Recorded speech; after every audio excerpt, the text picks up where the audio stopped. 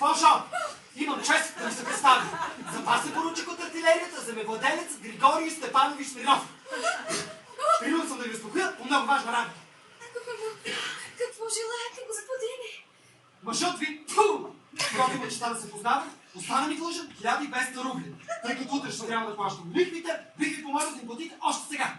Господине, но за какво ви остана длъжен моят съпруг? Купи от мен овес. Що Николай Михайлович ви остана длъжен? Разбира се, че ще ви платя. Не моля да ме извините, сега нямам излишни пари. И освен това, не се навършват точно 7 месеца от смъртта на съпруга ми и изобщо не ми се занимава с парични въпроси. Значи не можете да ми платите? Господине, други ден ще ви платя. А не ме пита, не ми трябва други ден, а днес? Господине, но какво да направя? Като сега нямам пари. Платете ми, ще си отида. Господине, господине, разбира се, че ще ви платя, но моля да ме извините. Значи не можете да ми платите? Отлично. Други ден ще ми платите. В други ден ще ви платя. Отлично. До други ден ще стоя ей тук. Господине, господине, вие не умеете да се държите в женско общество. Не умея да се държа в женско общество, госпожо! В живота си съм имал повече жени, отколкото вие сте виждали на отчета. 12 жени съм оставил, те с мен са оставили. Любовта обичах страстно, лудо. По всички начини. Кажете ми честно. Вие виждали ли сте жена? Явна в любовта. Не сте? В любовта жената може само да кренчи и да се лигава. Верни са само бабичките. Господине, но кой според вас е верен в любовта? Да ви би мъжът? Да, именно. Гледай, новост. Мъжете били верни и постоянни. Що ми такава работата? Тогава ще ви кажа, че най-верният мъж, когато съм познавала, беше моят покоен съпруг. Аз го обичах страстно, с цялото си същество, а този най-верен мъж най-безсъвестно ме е лъгал на всяка крачка. Оставише ме сама по цели седмици и въпреки всичко, аз го обичах. Винаги се погребах между 4 стени и никога няма да махна трава. Госпожо, завинаги сте се погребала между 4 стени.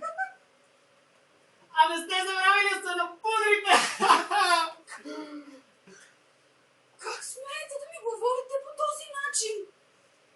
Махайте се. Няма. Няма ли да се отидете? Няма. И моля ви се. Бъдете малко по-общива. Какво си мислите? Такова малко платично съзнание. Господине, вие сте селендур. Груба мечка и злото. Не вярвам ви? Добре. Вие какво си мислихте? Че ще ме оплашите, като отнимате здрави юмруци и ядов рад? О, бурбон такъв! Дуел. Мечка! Дуел. Мечка! Дуел. Искате да се дуелираме? Добре. Имам тук от мъжа си едни пистолети. О, дявол да ви вземе, господине! Чудесна жена! Не ме кошава, а огън, барут! Може да те подлоди!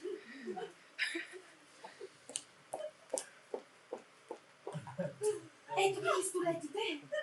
Но преди да се бием, моля ви да ме научите как се стреля. Никога не съм хващала пистолет. Това е револвер Мортимър.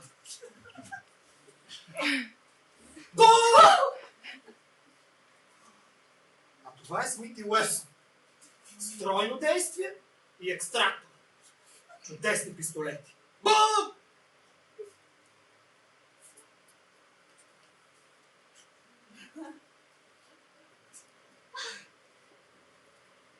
така. Пистолетът се държи така. Хванете здраво, изпанете ръката точно така, чудесно. Сега и другата ръка. Дръжте здраво. Да. Слушайте пръста на спусъка. Внимавайте да не ви тръгнат ръцете. Да идем да се стреляме в градината, тук е неудобно. Не предупреждавам, че ще стреля във въздуха. Защо? Само това оставаше. Оплашихте ли се? Да. Оплаших се. Лъжите. Защо не искате да се бием? Защото вие ми харесвате. Аз ви харесвам. Разбирате ли? Аз съм дяволски ядосен. Не зная как да се изразя. Аз съм почти влюбен.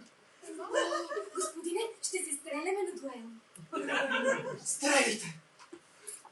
Вие не знаете какво щастие да умра по погледа на тия чудни очи. Имам 10 000 годишен доход. Аз съм Боян. Искате ли да станете моя жена? Дуел? Обичам ви. Молодял съм. 12 жени съм оставил, 9 мен съм оставил, но нито една не съм обичал така, както ви. Искате ли да станете моя жена? Решавате. Какво? Не? Еми, добре.